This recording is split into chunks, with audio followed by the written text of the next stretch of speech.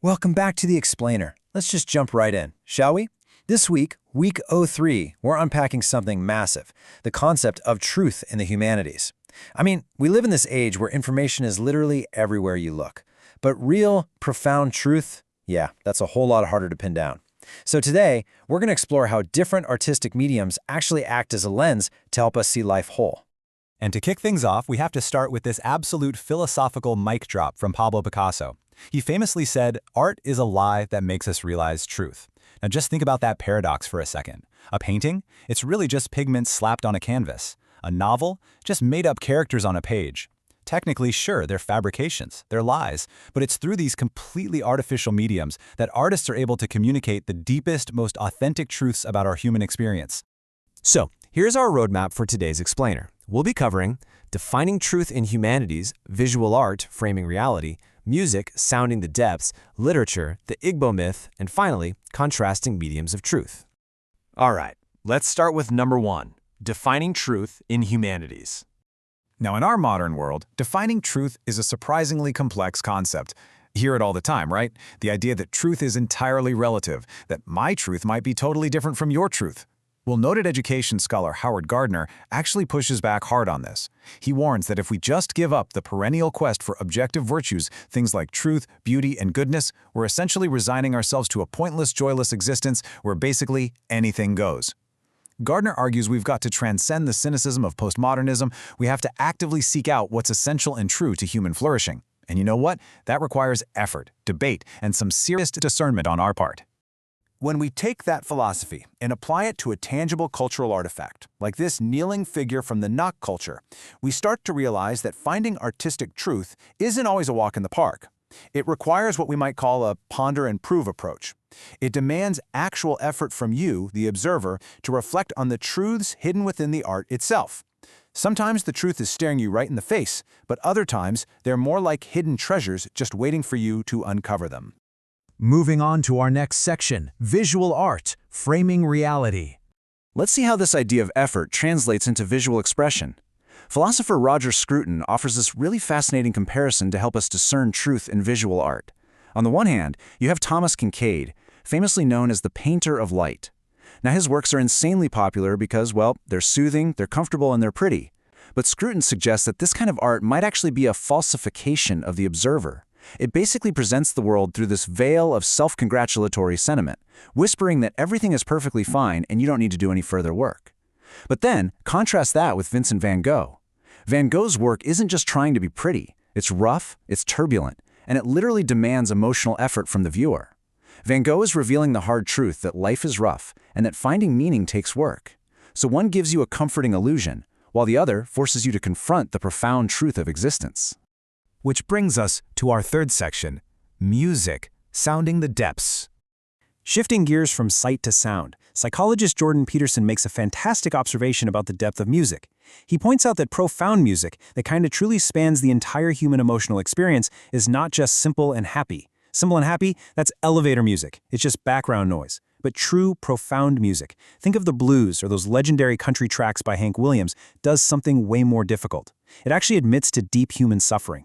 It looks at the tragedy and the sheer difficulty of life right in the eye, and by doing so, it achieves this incredible, beautiful transcendence. That intersection right there, between suffering and beauty, that is exactly where musical truth lives.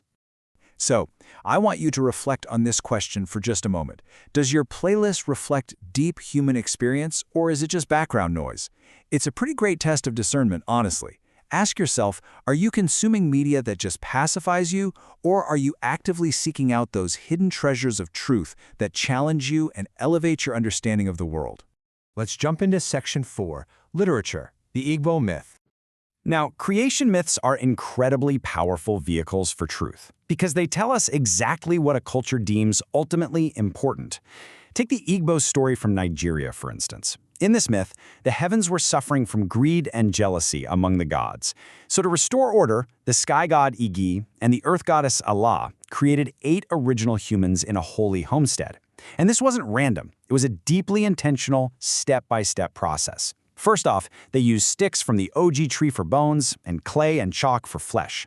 Then they wrapped them in almond leaves to nurture their senses. And crucially, this is the big part, they educated these new humans on the 7 cycles of life and the moral laws of the land. When these 8 humans, that's 4 men and 4 women, went out into the world, they didn't just wander aimlessly. They took on the specific foundational values of the gods. The women embodied determination, fortitude, peace, and unity. The men embodied justice, truth, trust, and righteousness.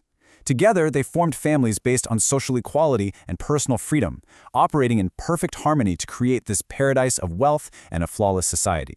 So the myth is using this narrative to cement these specific virtues as the absolute foundational truth of how society ought to function. But of course, what's incredibly fascinating here is the inevitable fall and the required restoration, which is a super common theme in great literary truths. As the humans multiplied, new traits started to develop. Jealousy and greed crept back in, completely turning their perfect society upside down. To fix this mess, those pure, original 8 humans had to step up and form the very first Igbo government. They realized that truth and order had been lost, so they created specific rituals, which eventually evolved into ancestor worship, to restore the people back to the purity of those original societal values. In this way, the myth acts as a literary truth, explaining both human frailty and the pathway to redemption. And that leads us to our final section, contrasting mediums of truth. Bringing all of this together, we can really see how truth shifts its shape across these different artistic mediums, while still always retaining its core purpose, reflecting the human condition. In visual art, as we explored with Van Gogh, truth demands effort. It reflects the harsh roughness of reality rather than just offering a soothing lie. In music, truth admits to the reality of suffering in order to achieve a much deeper, more meaningful transcendence. And in myth and literature, like we just saw with the Igbo creation story, truth functions as a structural blueprint. It establishes the foundational values, the order, and the rituals that are absolutely necessary for a society to survive and thrive.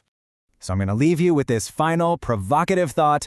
What truths will you discern in your media today? Whether you're staring at a painting, listening to a song on your commute, or reading a new story, remember that real art is an invitation to see life whole. Don't just settle for comfortable illusions. Do the work, reflect on what you're consuming, and uncover those hidden treasures of truth that are out there waiting for you. Thanks for hanging out with me on this explainer, and keep seeking out the best books, art, and music.